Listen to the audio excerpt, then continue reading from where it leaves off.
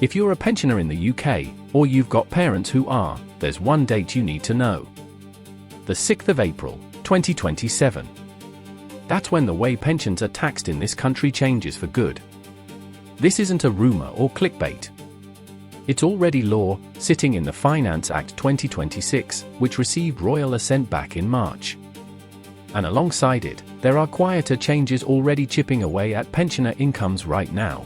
Ones that don't arrive as a letter through your door, they just show up as a slightly smaller net income, or a tax return you've never had to fill in before.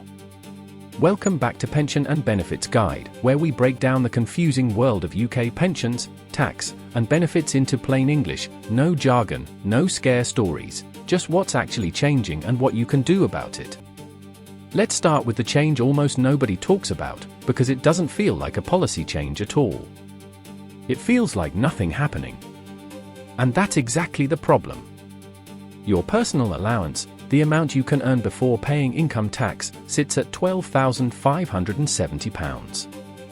It's been frozen since April 2021, and it's staying frozen for years to come.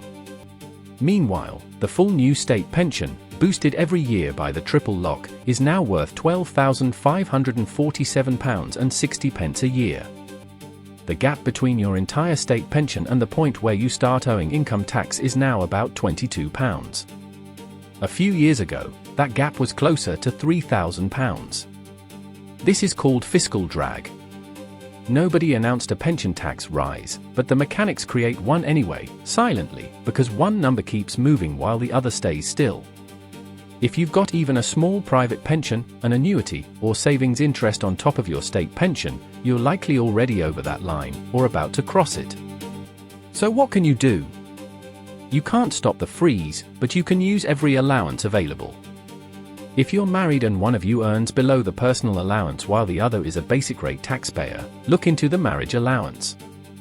It lets the lower earner transfer up to £1,260 of unused allowance, saving up to £252 a year, and it can be backdated for tax years. Yet huge numbers of eligible couples never claim it. Your savings are tangled up in this too. Basic rate taxpayers get £1,000 a year in tax-free interest, higher rate taxpayers get £500.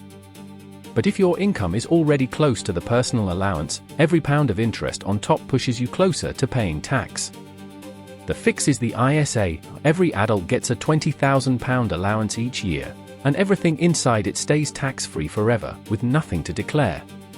That allowance resets every 6th of April, whether you use it or not. Quick pause. If this is useful, hit like, subscribe if you're new, and drop a comment on which of these changes affects you most. It genuinely helps the channel, and I read every comment. If you hold shares or funds outside an ISA or pension, 2 more allowances matter. The dividend allowance now stands at just £500, down from £2,000. Above that, dividends are taxed at 8.75% for basic rate pairs and higher for others. The capital gains annual exempt amount is now just £3,000, down from £12,300. Sell more than that in profit outside an ISA, and the excess is taxed at 18% or 24%. The response again is the ISA, a strategy called bed and ISA, selling and buying investment straight back inside the wrapper, shielding future gains completely. Quick clarification, some of you may have seen American content about a provisional income formula taxing Social Security. The UK doesn't work that way. But there's a similar problem here. Your state pension counts as taxable income and stacks with everything else you receive. A private pension, part-time work, or rental income can each push your total over the allowance line. This is where the order you draw money from matters. ISA withdrawals don't count towards your personal allowance at all, so they're the safer option when you have a choice. Not everything works against you, though.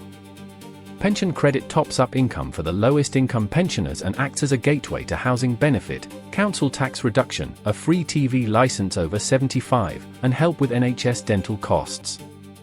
Yet an estimated 880,000 eligible households still aren't claiming it. But here's where the real impact becomes clear, the big one. Pensions and inheritance tax, from April 2027. Right now, most unused pension funds sit outside your estate for inheritance tax. That's exactly why pensions have become a popular way to pass wealth down. Leave the pension untouched, draw from other savings first, and it passes on largely outside the inheritance tax net. From the 6th of April, 2027, that changes. Most unused pension funds and death benefits get pulled into the value of your estate. This was announced at the Autumn Budget 2024, went through consultation, and became law with royal assent in March 2026. It applies to deaths on or after the 6th of April, 2027. If you die before that date, current rules still apply, even if the money is paid out afterwards. The date that matters is the date of death. There are exemptions. Death in service benefits stay outside inheritance tax, and the spousal exemption still applies, so transfers to a surviving spouse, civil partner, or registered charity remain tax-free. From April 2027, executors become responsible for reporting and paying any inheritance tax due on pension funds. If tax is expected, administrators can withhold up to 50% of taxable pension benefits for up to 15 months from the date of death while it's settled with HMRC. That's a real practical delay, written into the government's own policy paper. The government estimates around 213,000 estates will hold inheritable pension wealth in 2027-28, and of those, roughly 10,500 estates, about 1.5% of UK deaths, will become newly liable for inheritance tax. Most estates will still owe nothing. The standard nil rate band stays at £325,000, and the residence nil rate band, up to £175,000 more, is unchanged too, both frozen until at least 2030. But if your total estate, including your pension, sits near or above those combined thresholds, potentially £500,000 for an individual, or £1 million for a married couple, this is a genuine reason to get your figures together now. Don't panic, withdraw your pension to dodge this. Large withdrawals are taxed as income in the year you take them, which is often a worse outcome. The right first step is simple arithmetic: add up your pension, property, savings, and investments, and compare against your nil rate bands. If you're likely affected, speak to a regulated financial advisor or estate planning solicitor before April 2027. Bringing it together, none of these changes exist in isolation. A frozen personal allowance means more of your state pension counts as taxable income. That total determines whether your savings, dividends, or gains tip over their own shrinking allowances. And the inheritance tax change means the pension you plan to leave untouched won't stay outside your estate much longer. So before you go, check whether you and your spouse are using the marriage allowance. Check whether cash or shares are still sitting outside an ISA. Check whether you or a parent might be eligible for pension credit. And if your family has a sizable pension, sit down before April 2027 and work out whether these new rules will touch your estate. Now I want to hear from you. Which of these changes catches you most off guard? Let me know in the comments. I read every one. And if this helped make sense of what's actually changing, that's exactly what this channel is here for. I'll keep breaking down these DWP and HMRC changes as they're confirmed, so make sure you're subscribed, and I'll see you in the next one.